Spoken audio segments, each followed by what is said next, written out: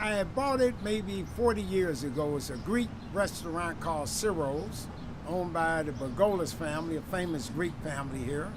And probably 90% of all your Greek restaurants, they can almost trace a relative who came over from the old country and started in this location and went and opened up more. And I ended up buying the restaurant. Then I went to the shul next door, synagogue, and they asked him, would it be okay if I got a liquor license? And they said, of course. And then I turned it into a bar. It was called Cafe Joseph. It was very famous. But Detroit really went down in the 90s. It got dangerous, very dangerous. A few people, store owners was killed on the street. So I knew I had to mothball it. So I mothballed it for about 10 years, I guess. Then I started noticing change.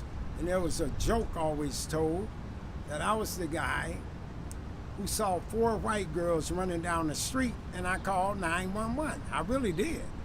Because there was nobody white in downtown Detroit. There were 4 white girls running. I said, oh man, here's a serial robber. I said, these girls running. So I truly did. I called 911.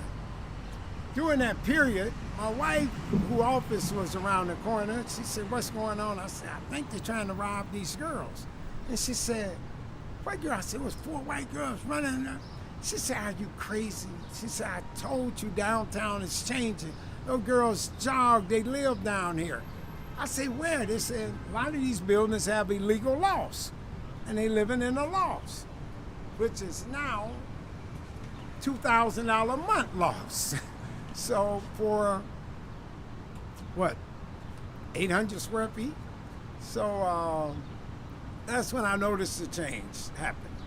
Reopening, I reopened Fridays only, and I really thought it'd be a joke. That was 13 years ago. And from there, it just took off. 2 stories, and it had to do with movie stars. And my door lady had to go to the restroom, so I was at the door. And here come 3 or 4 guys. And I told them, I said, well, sir, I only have a table in the back. It's way in the back, if you don't mind. And he said, okay, yeah, I take it. So I sit him down. And I said, sir, excuse me. I said, I always watch gangster movies like Al Pacino, De Niro. I said, are you some type of movie star? And he just smiled. Are you Ryan Gosling? He said, yeah. Then he told me he was gonna come back every year on my birthday because I happened to know the town he was from, and I had visited there because my wife Canadian. March 19th, I'm having a birthday party. He's all hoodie up. I said, look, man, you gotta take the hoods off because you can't get in. He said, okay. So he took off the hood and he smiled. He said, happy birthday. I said, man, come here, you really meant it. He said, I told you I'll be back. 3 months later, again, I'm sitting in my club and these people kind of going nuts again. I said, what? And I look good. I said, Quentin? He said, yeah, Tarantino. I said, man. And she introduced him to a drink, what we call it, 1439. 1439. 1439. He never drank Faygo pop before. He said out there they didn't have Faygo Rock and Rye. So we have a drink made with it.